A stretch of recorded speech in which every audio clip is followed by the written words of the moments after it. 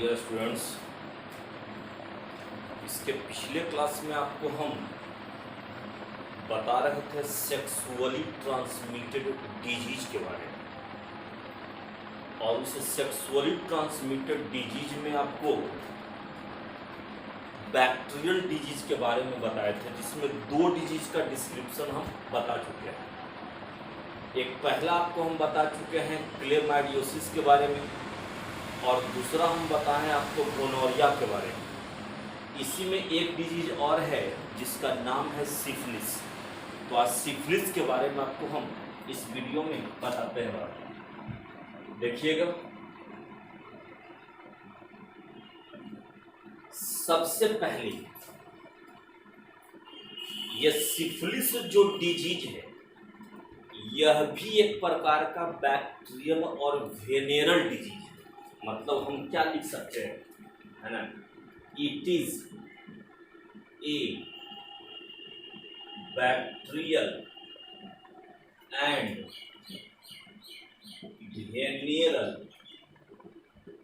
Disease caused by Spirocheta bacterium, जिसका नाम है बाबू ट्रेपोनीमा पैलिडियम। देखिए, सबसे पहली बात कि सिफिलिस जो है यह एक प्रकार का बैक्टीरियल और वेनेरल डिजीज है। मतलब ये बैक्टीरिया द्वारा होता है, और वेनेरल कहने का मतलब हुआ कि सेक्सुअली ट्रांसमिटेड डिजीज को ही हम लोग वेनेरल या इसी को रिप्रोडक्टिव ट्रैक्ट इन्फेक्शन के नाम से भी जानते हैं।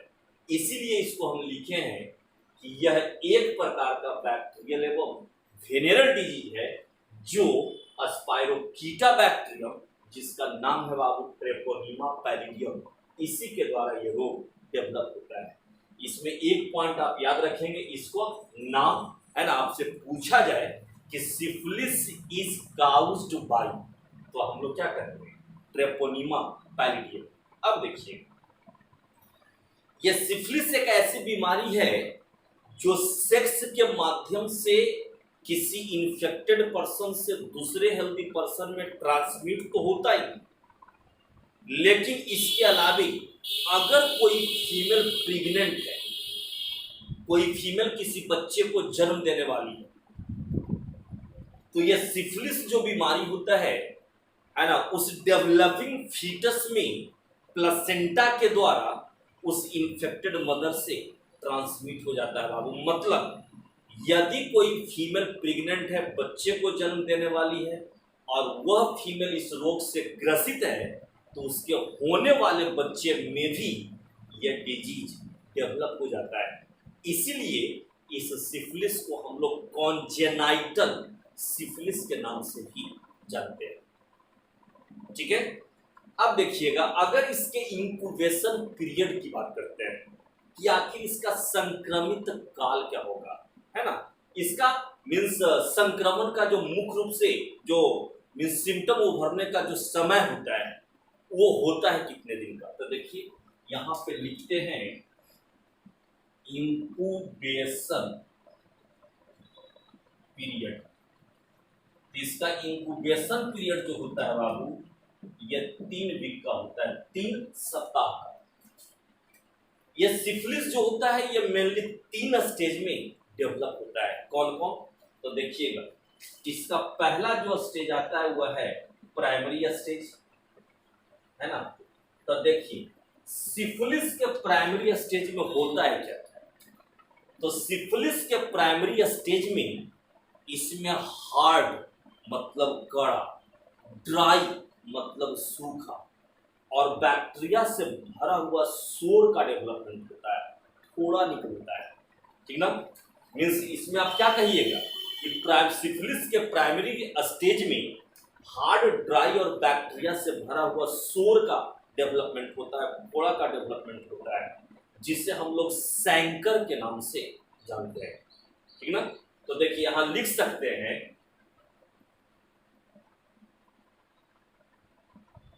Hard dry sore are developed which filled with bacteria called सैंकर। ठीक है ना। हार्ड ड्राई और बैक्टीरिया से भरा हुआ सोर का डेवलपमेंट होता है ना, जिसे हम लोग सैंकर कहते हैं। याद रखिएगा, ये जितना भी सोर डेवलप होता है वहां, इसमें 90% जो सोर डेवलप होता है, ये सैंकर का जो डेवलपमेंट होता है वह जेनाइटिलिया के ऊपर होता है ना। तो कहिएगा 10% कहाँ होगा, जबकि 10% सोर का जो डेवलपमेंट होगा ये होगा कहाँ, तो ये होता है एक्सटर्नल जेनाइटिलिया। एक्सटर्नल जेनाइटिलिया मतलब जेनाइटल ऑर्गन के बाहरी भाग पर। इसके अलावा फिंगर है ना, ये जो फिंगर है, अंगुली है, उसके ऊपर, और नहीं तो लिप्स है ना, इस ओठ के ऊपर ऐसा सोर क्या होता है, डेवलप होता है। तो ये सिफिलिस का प्राइमरी स्टेज होता है। ठीक है, फिर से एक बार देख लो, आपके सिफिलिस के प्राइमरी स्टेज में क्या बताए, इसमें हार्ड ड्राई और बैक्टीरिया से भरा हुआ सोर का डेवलपमेंट होता है।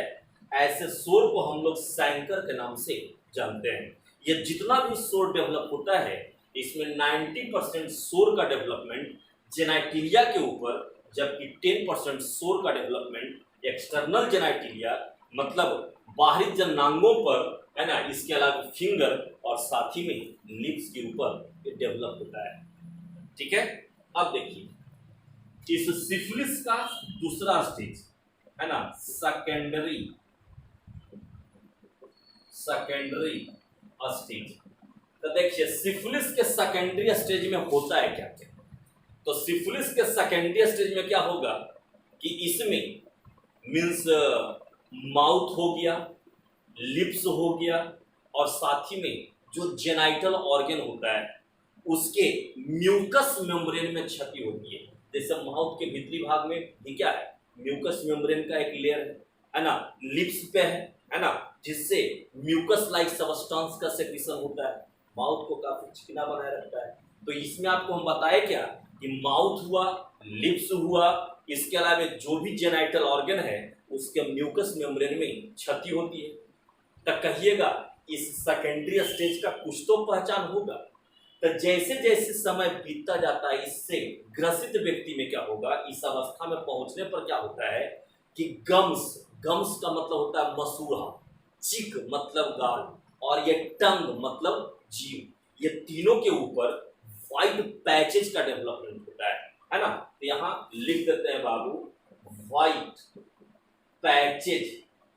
व्हाइट पैचेज का मतलब हुआ उजला धब्बा है ना, मीन्स व्हाइट स्पॉट नजर आएगा। मुंह खोल के देखेंगे तो चिक के ऊपर या टंग के ऊपर देखिएगा उजला उजला धब्बा नजर आता है। तो वही बताए कि सेकेंडरी स्टेज में क्या होगा, तो व्हाइट पैचेज है ना आर डेवलप ऑन है ना, कहाँ कहाँ बताए, तो एक सबसे पहला बताए गम्स, मसूड़ा में होगा, चिक गाल के ऊपर होगा, साथ ही में है ना टंग मतलब जीभ के ऊपर क्या होगा, इस तरह का व्हाइट पैचेज डेवलप होता है। इसके अलावा और क्या होगा, तो हल्का फीवर आता है ना, सेकेंडरी स्टेज में आने के बाद बॉडी में हल्का हल्का फीवर रहेगा, और जैसे जैसे समय बीतता जाएगा उस आदमी का बॉडी वेट जो होता है, शरीर का जो वजन होता है, ये धीरे धीरे घटता चला जाता है। ये इसके सिफिलिस के सेकेंडरी स्टेज की बात है। अब हम बात करते हैं इसका लास्ट तीसरा, जिसको हम लोग बोलते हैं टर्शियरी स्टेज। तीसरा होता है टर्शियरी स्टेज। तो सिफिलिस के टर्शियरी स्टेज में क्या क्या होगा, तो अब इसमें क्या होता है कि इसमें बैक्टीरिया जो होता है, बॉडी का जो इंटरनल ऑर्गन है ना, इंटरनल ऑर्गन मतलब जैसे ब्रेन हो गया, लंग्स हो गया, इन सभी इंटरनल ऑर्गन में इसका बैक्टीरिया मीन्स फैलना शुरू करता है बाबू, इन सभी ऑर्गन में प्रवेश करना शुरू करता है, जिसके कारण वो व्यक्ति जो होगा है ना, उसमें मेंटल डिसऑर्डर होगा, मानसिक रूप से वो धीरे धीरे कमजोर होता जाएगा, विक्षिप्त हो जाएगा, सोचने समझने की क्षमता धीरे धीरे घटती चली जाएगी, है ना। इसके अलावा पैरालाइज्ड, है ना, बॉडी का अंग जो होता है ये धीरे धीरे काम करना भी बंद करता है ना। तो टर्शियरी स्टेज में क्या होगा, बैक्टीरिया जो होता है इंटरनल ऑर्गन ब्रेन या लंग्स में प्रवेश करता है, जिसके कारण क्या होगा, है ना, तो मेंटल डिसऑर्डर हो सकता है। और क्या हो सकता है, पैरालिसिस हो सकता है, पैरालिसिस हो सकता है ना। इस तरह का सिम्टम क्या होता है, टर्शियरी स्टेज में दिखाई देता है। देखिए इसी अवस्था में कभी कभी क्या होता है कि इसका बैक्टीरिया जो होता है प्लेसेंटा के द्वारा, है ना, इन्फेक्टेड मदर से उसके डेवलपिंग फीटस में प्रवेश करता है ना। अब देखिए तक कहिएगा, है ना, कि इसका ट्रीटमेंट क्या है, आखिर सिफिलिस का ट्रीटमेंट क्या होगा, है ना। तो सिफिलिस के ट्रीटमेंट के लिए हम लोग कुछ एंटीबायोटिक्स में मुख्य रूप से आता है 2 एंटीबायोटिक्स। एक आता है बाबू टेट्रासाइक्लिन और दूसरा होता है पेनिसिलिन। ये 2 ऐसा एंटीबायोटिक्स है जिसका प्रयोग इस रोग में ज्यादातर किया जाता है, लेकिन इन दोनों दवा में से खासकर पेनिसिलिन जो है ये ज्यादा इफेक्टिव होता है। तो देखिए, तो इसकी हम अगर ट्रीटमेंट की बात करते हैं, ट्रीटमेंट में क्या करेंगे, है ना, तो एंटीबायोटिक्स के रूप में कौन कौन, तो आपको बताए क्या क्या, एक बताए टेट्रासाइक्लिन और क्या बताए पेनिसिलिन। तो टेट्रासाइक्लिन हो गया, पेनिसिलिन जिसमें इसको ब्रैकेट में लिख देते हैं ये सबसे ज्यादा इफेक्टिव होता है, तो लिखते हैं मोस्ट इफेक्टिव, है ना। तो ये दोनों एंटीबायोटिक्स का प्रयोग इस रोग में किया जाता है, लेकिन इन दोनों में से पेनिसिलिन जो दवा है इसका प्रयोग सबसे ज्यादा होता है और इस रोग के लिए ज्यादा प्रभावी होता है। कोई दिक्कत, इस डिजीज को समझने में कोई दिक्कत नहीं होना चाहिए, है ना। पूरे में आप मुख्य रूप से इस के बैक्टीरिया का जो नाम आपको बताए हैं इसको आप याद रखिएगा। यही से क्वेश्चन ज्यादातर पूछता है, केवल पूछा जाएगा कि syphilis is caused bye, syphilis किसके द्वारा होता है ना, तो ट्रेपोनीमा पैलिडियम के द्वारा, ठीक ना। देखिए आप लोग से काइंडली और भी रिक्वेस्ट करना चाहेंगे, ठीक ना, आप लोग तो वीडियो देखते ही हैं और हमारा जो काम है हम तो कर ही रहे हैं, ठीक ना। अपलोड करते हैं उस वीडियो का आप 2 मिनट देखो, 1 मिनट देखो, है ना, लॉस आपको है, ठीक ना।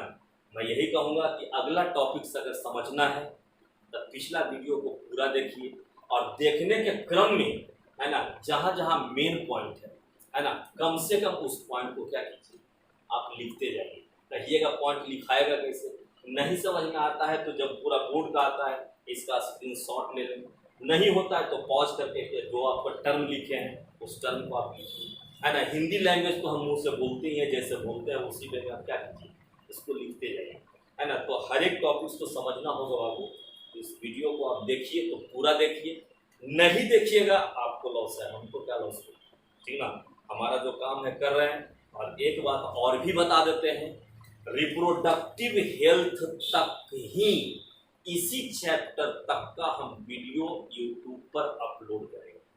इसके बाद नया मीन्स चैप्टर आता है जेनेटिक्स एंड इवोल्यूशन, तो जेनेटिक्स उसको हम ऑनलाइन पढ़ना शुरू करेंगे, जिसका वीडियो ऑलरेडी हम प्राइवेट करेंगे, है ना, यूट्यूब पर उसका वीडियो अपलोड नहीं करेंगे, ठीक ना। अगर आपको सीखना है तो आपका टाइमिंग एक फिक्स कर देंगे, किस टाइम में हम ऑनलाइन होंगे उस टाइम में आइएगा, है ना। यहाँ से आईडी आपको जनरेट करके लिंक भेजेंगे, आप कनेक्ट होइएगा तब देख पाइएगा, है ना। बाकी जहाँ तक फ़ायदा उठाना ये सब वीडियो जो बना रहे हैं, एक बार समझ में नहीं आता है आप उसको और भी 2 बार 3 बार, है ना, उसको आप देखिए।